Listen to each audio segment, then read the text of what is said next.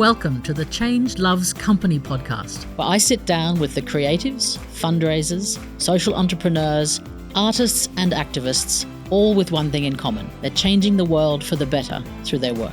I'd like to begin by acknowledging the traditional owners of the land I'm recording on today, the Gadigal people of the Eora Nation, and pay my respects to elders, past, present and emerging. Always was, always will be.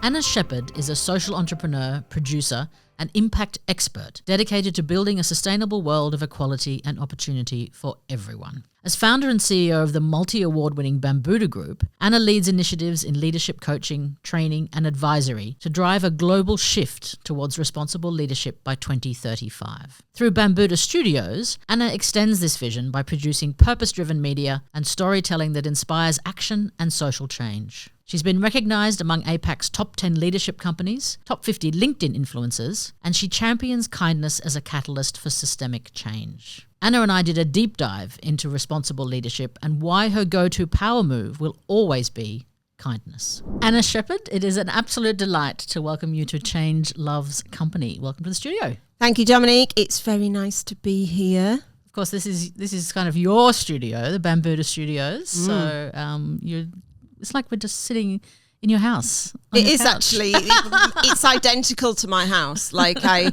have giant green lamps and lights pointing in my eyes in every direction. No, I don't really. But I do have a lot of lamps and plants. Oh, nice. Yes. Yeah, I'm not allowed to have lamps and plants, but that's another story for another day. Ooh. So your shtick for many years has been kindness. When did you realise that kindness could be kind of a power move?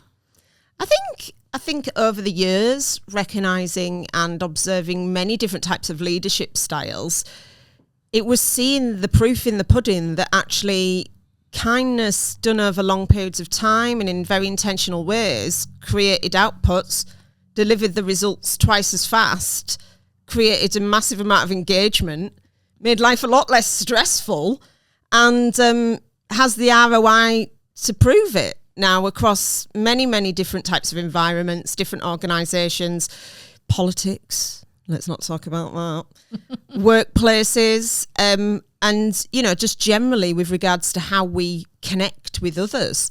So it's something that I recognised there was a lack of kindness in leadership. And the first time that really crossed my mind was obviously experiencing some of those. And I was bullied in a workplace, which really kind of pushed me to think about other solutions, but also looking at workplaces from an external perspective. So what I used to do, I was very good at corporate partnerships, and I would work for all these big charities.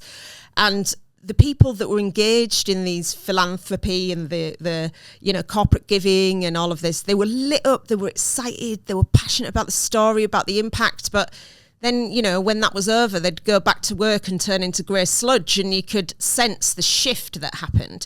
And it got me thinking, well, why can't that be life all the time? Why can't people be excited to be there all of the time?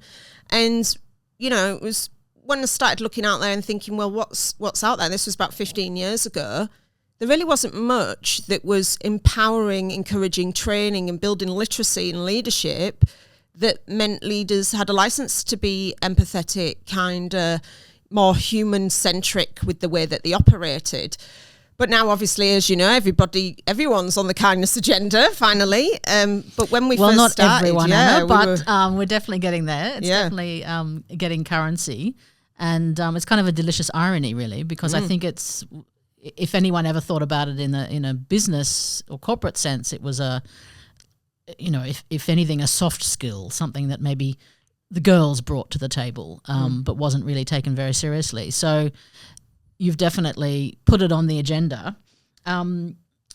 Since starting with that kernel of an idea around kindness, particularly in leadership, you've sort of evolved that into something you now call responsible leadership, of which I presume kindness is a very important element. Before you and Bambuddha kind of made that a bit more fashionable, was there ever a time where you perhaps had to fake being a responsible leader? Yeah, many times. I think there's so many environments that you have to show up in where you're really on the cusp in scenarios where things are out of your control, where it could be policies or processes, cultures that already exist, where you're needing to stay aligned to something that feels completely out of sync or out of line with how you would like to operate. For example, redundancies. They're a really nice example of how does kindness and responsible leadership show up. And back in the day, I used to think responsible leadership was about, showing up with a really good action plan, having my colour-coded scenarios, making sure everybody's got a strategic plan in place and is held accountable. But, having done the research with all of the brilliant minds that have contributed to this agenda, we now know that really responsible leadership is about accountability. It's about understanding the impact and influence you have, the ripple effect of your actions, the cause and effect, but also how you utilize those skills as a leader to be able to create positive outcomes for everybody. So the team you work in, the environmental outcomes, the organizational outcomes in a way where you can now see the return on investment for it. Yeah, so it's evolved, and we did start with the heading of kindness, but it was very difficult for certain individuals and people to come on that journey because they couldn't tangibly see how does kindness fit into a workplace. So that's as we've evolved, we've looked at the impact index, and we've used terminology like impact, responsible leadership, powered by kindness. So you have a bit of a BHAG, a big, hairy, audacious goal, which you term Responsible Leadership 2035. Yeah. Tell me a bit about that. What are you aiming for? So by 2035, we want to have catalysed a global shift to responsible leadership. And the reason why we want to do that is because have a look at the world. I don't really need to give you many examples of why this is important right now. And we've got the SDGs up until 2030, and obviously there's a new plan of action coming into play now where, they're reviewing how we can move forward. But really, we've got 10 years, and a lot can be done in 10 years. Think about all of the things that have happened in the last 10 years. So we are working towards that with our index. We're cultivating a beautiful big learning suite, which will enable anyone, anywhere, to be able to get the resources, the tools, and build the literacy to be able to be the kind of leader that's more responsible. And having sat in this space and done this research for a long, long period of time, we now know the evidence is there stronger than it's ever been around why this is good, not just for individuals, for leaders, for organisations, for politics, for the world, for, it's just a humane way forward. And my God, we need it. We need a humane way forward for the next chapter. So you've talked about Bambuddha being not just a business, but a movement. Is kind of what it's going to take for this shift to happen? That collective will and action? Yeah, and not in a way where it's culty. There's the movement piece, which we recognised we were building a movement when people weren't saying, Bambuddha, come in and work with our organisation. They were like, Bambuddha, how do we recreate what your vibe is in our organisation? And we said, well, our vibe's our vibe, your vibe's your vibe.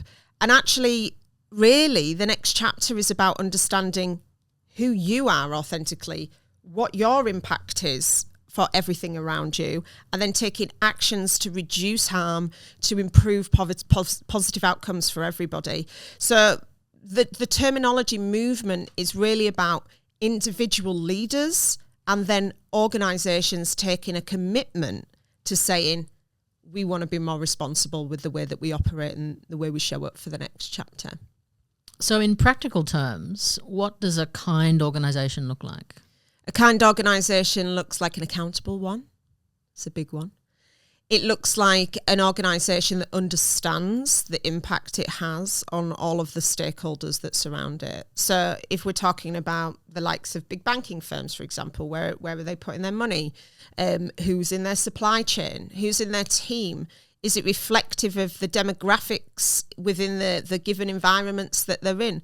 How fair is the pay across an organisation? What are the opportunities? How do we take into consideration that some people and other people have access to education, that have more equality within their journeys? And how do we really own the narrative in a way where you can be authentic with what you're doing, but accountable with what you're doing? Because if you don't do that, the rest of your stakeholders are going to start doing it for you. So really that is what it's about. Clarity around where you're going, accountability about reducing harm and ensuring psychologically safe, caring environments for people to work in that are also productive, profitable, but benefit the planet and people as well. Yeah. Sounds amazing. I can't wait. Oh yeah, it's a dream. Can't wait for the that vision. world. Yeah. I mean, I think you do see certainly elements of that, and it does seem to be a lot more accepted that is the norm. And I think people who are, particularly younger people who are looking for work, are definitely looking for those sorts of places. They seem to be less willing, assuming they have the choice, to accept workplaces that just don't look after people on any level. You've described yourself as neurodiverse, non-binary, and a social entrepreneur. 2 questions around that. What do those things bring to the table in terms of what you do and how you do it? But also, is there a myth around any of those 3 things that you would like to just dispel forever? First question again. What was that one? Sorry. Being neurodivergent. There's not a lot of short-term memory recall. 2-pronged questions out.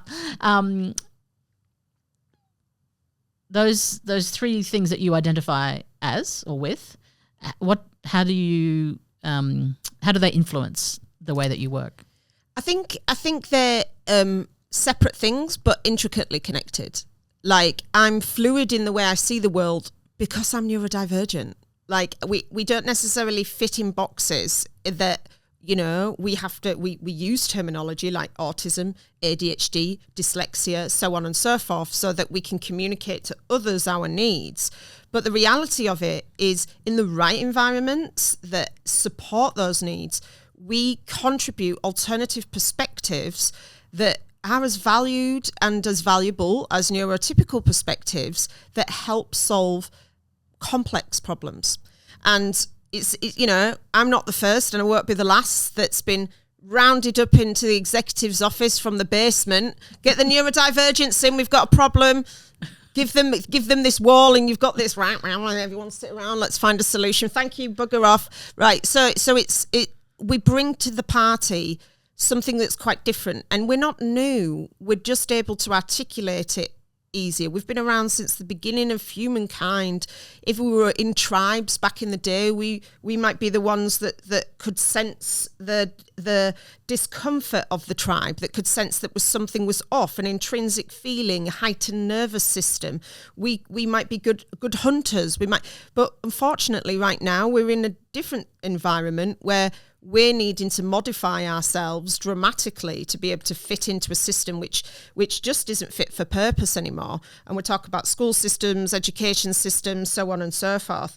So that's the answer to that is, but non-binary is something that I recognised recently, and that was over the last kind of few years, but it went hand in hand with my neurodivergent journey, was as I started stepping into the truth of who I was around my beautiful brain and the way I hear the world, see the world, process information, I started getting a bit more honest about who else I was inside. Do I feel masculine? Do I feel feminine?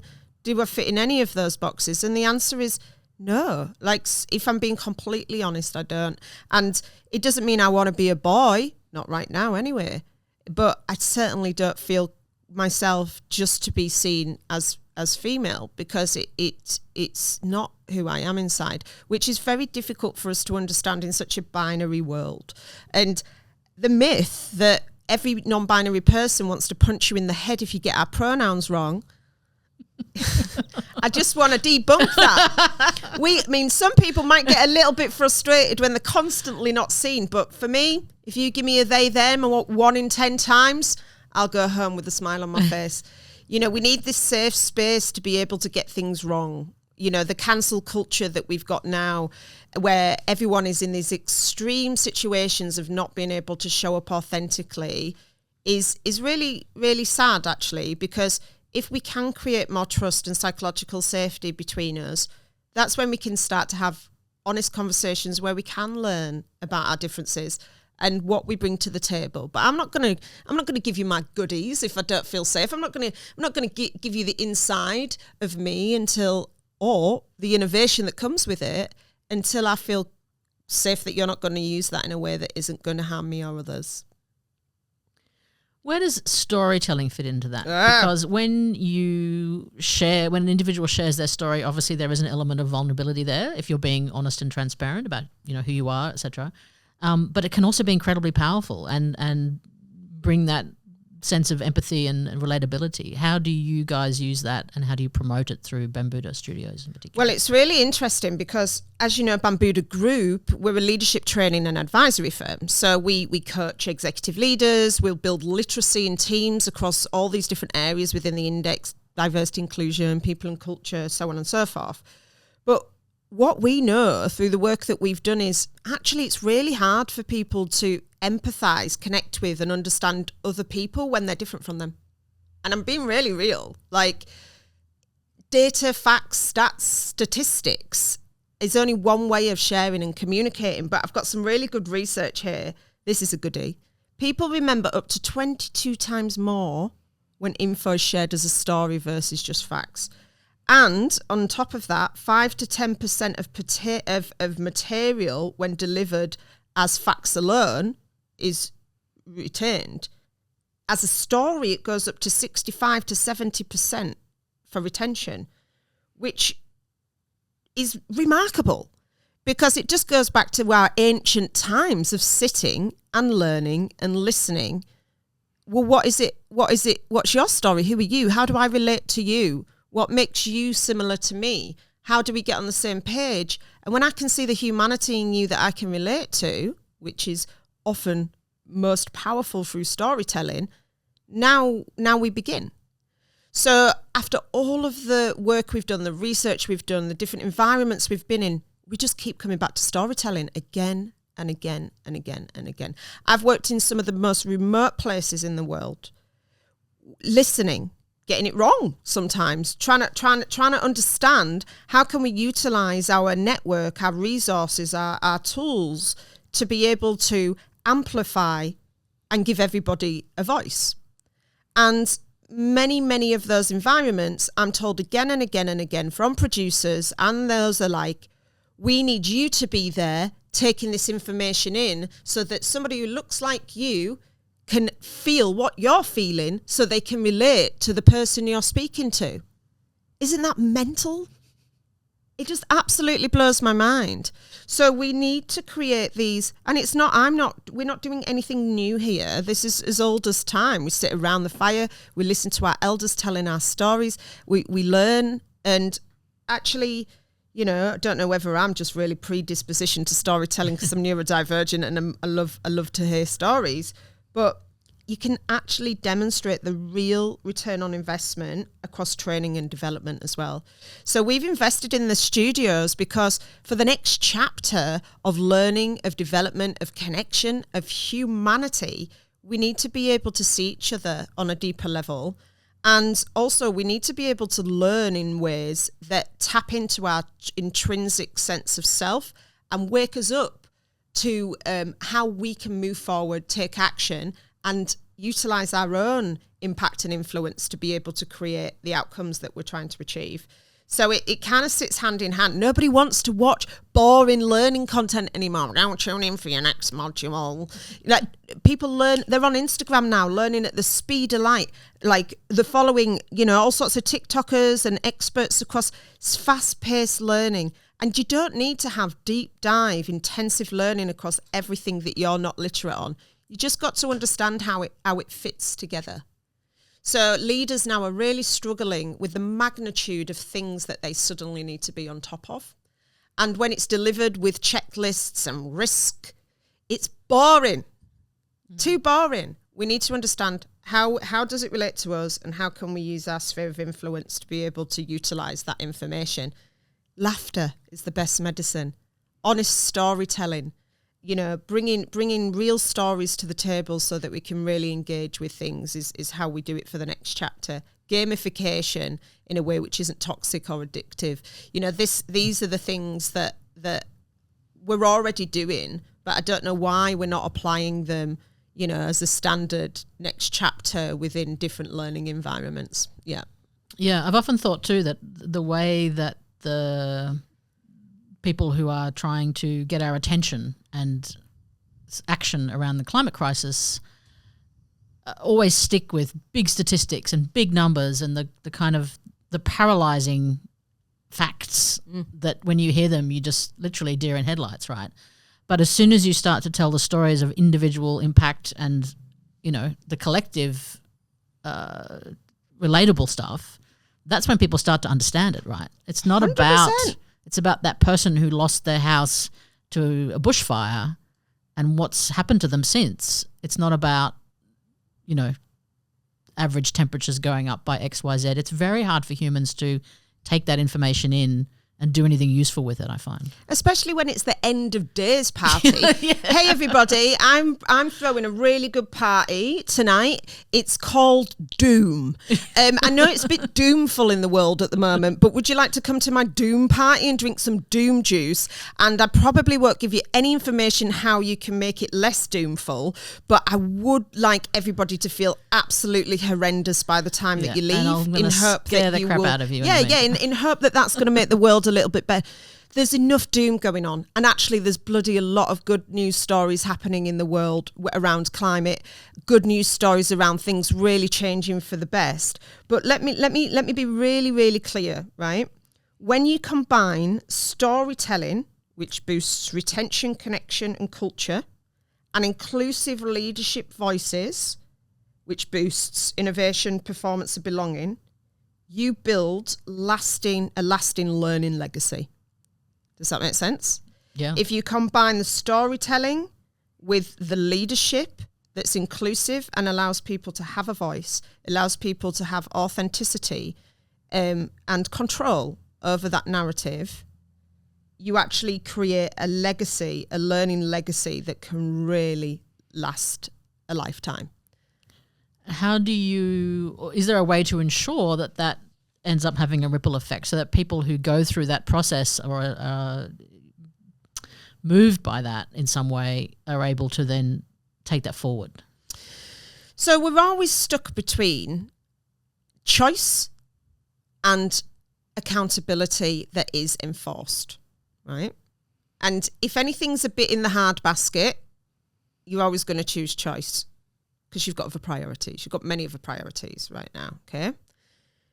But if you're given the opportunity to really understand the impact and influence that you can have, and remember that you can't do everything. Like, somebody said to me once, the biggest ignorance of our time is believing we'll see the fruits of our efforts in our lifetime. Or thinking that's the most important thing, right? That's right. And that a lot of social entrepreneurs and a lot of people that are in this space can get quite depressed because, when bad things happen in the world, you've invested all of this love into it and you think, oh, well, none of this working. What's the point? And it happens to me all the time. And I have friends that pull me up and go, hey, it's not about you. This is about the ripple effect that you're going to be able to leave. So it's about understanding who you are, what the impact is that you can have, what you stand for, what you really, really care about, and then just showing up authentically. And we talk about authenticity and authenticity and everybody be authentic, but then I've seen so many people be like, be authentic in the most non-authentic approach I've ever seen. But it really is. We overcomplicate everything, so it feels so overwhelming. System change, processes, systems, and actually, if we wake up tomorrow and we're just a little bit more aware of the impact and the actions we can take that make things a little bit better around us, a little bit kinder, then if everybody did that, we'd be on a beautiful trajectory for the next chapter. But to come back to your actual question, one of the reasons, and we've worked with University of New South Wales, Macquarie University. Thank you to Debbie Haskell-Leventhal and a number of other brilliant academics that have come on the journey with us. The reason we've looked at the index and we aligned it to the older B Corp model, people, customers, community, the environment, but right smack bang in the middle, we put responsible leadership. What differentiates this index and this metric from all of the other things that are out there, because we're not trying to recreate the wheel, by the way, is accountability. Is leadership, accountability, and individual accountability across all of those pillars. And that's something that's always kind of sat to the side. Governance, as you might well know, governance. How are things governed? How legal are we? How legislatively? What's the risk? But then there's this lack of accountability across the individual leaders. So we see all the time the values are put in place. We've got our big audacious goals, our vision. Look at our culture, isn't it juicy? Everyone's having a brilliant time. High performing arseholes in every direction. No accountability. And we really don't do confrontation very well in Australia. We'll put them in place, but we don't really like having conversations that say, hey, you were a bit under the line there. When you threw that chair at Charlie in the dining hall, that was probably not in line with the values of the organisation.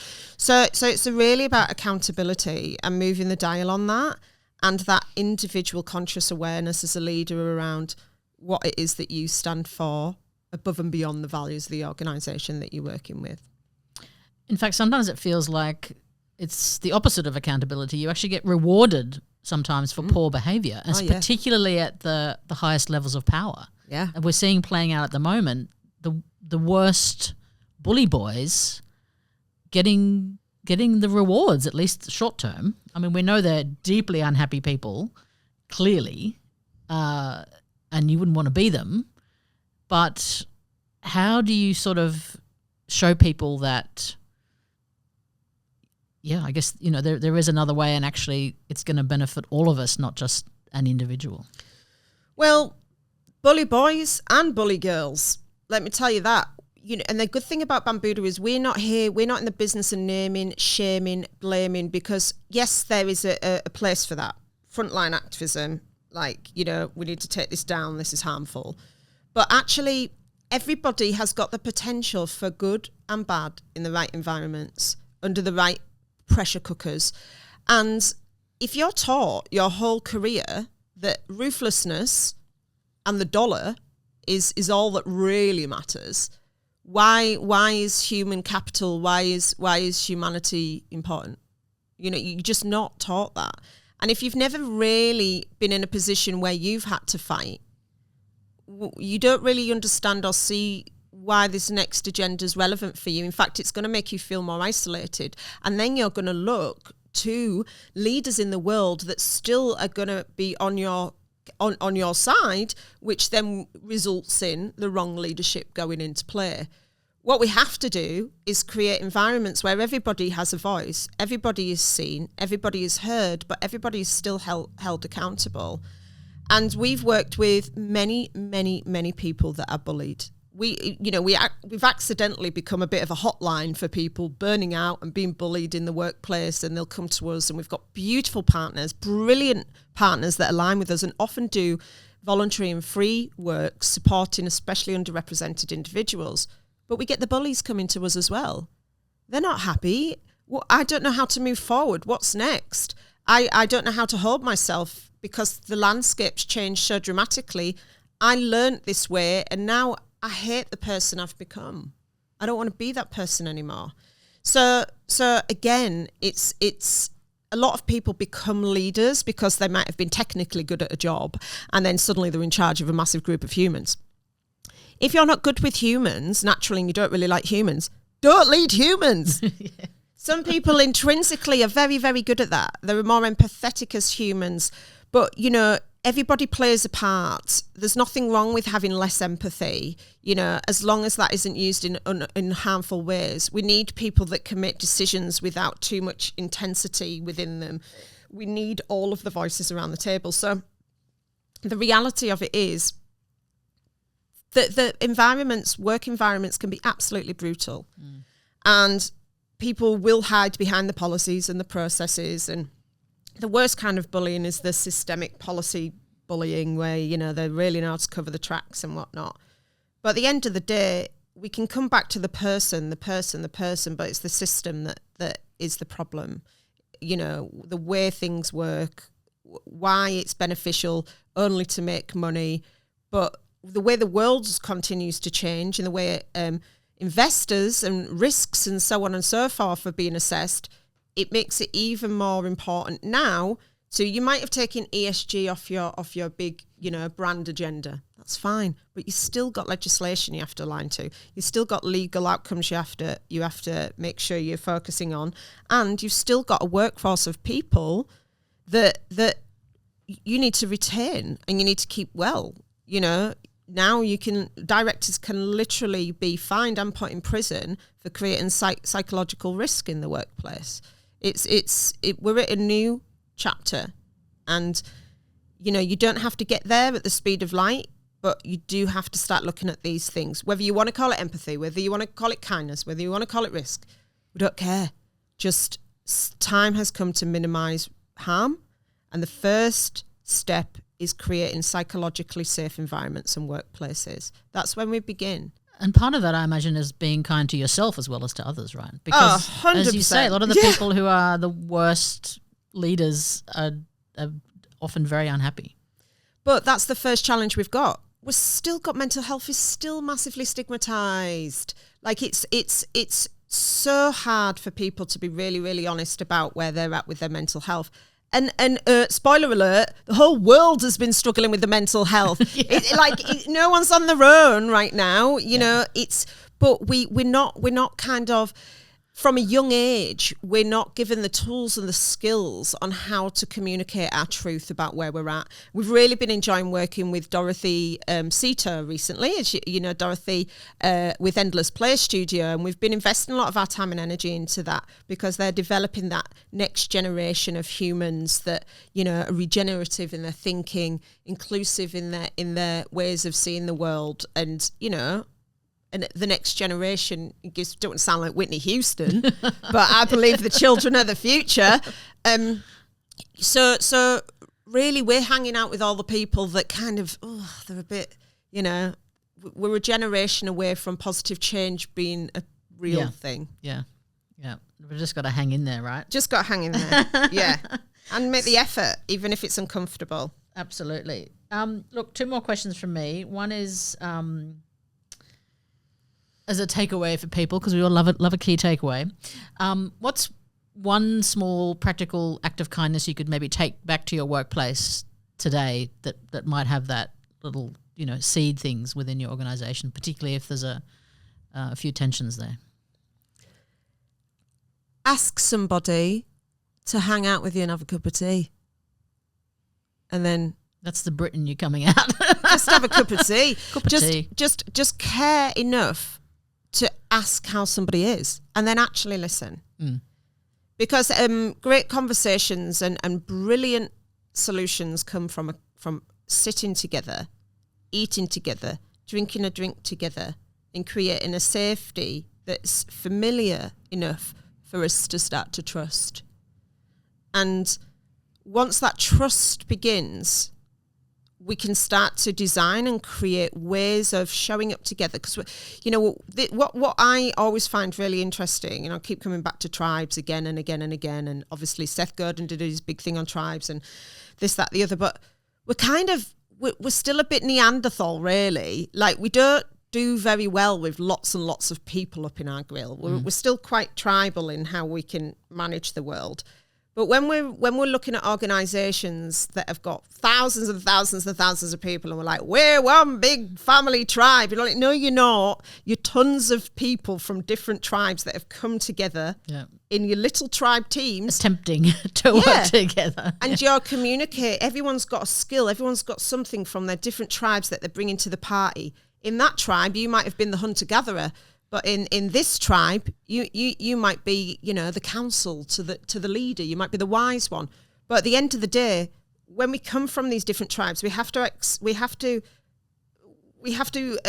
celebrate those differences, respect those differences, create a safe space for people to be able to bring the strengths that those differences bring to the table and agree on how we show up and how we communicate within this environment as a different tribe. So you might have all sorts of different tribal hats that you wear, and you might show up in very differently in all of them. But we have to create a safe space for people to truly be themselves, in line with an agreed way of working together. Yeah. Nice. Good luck.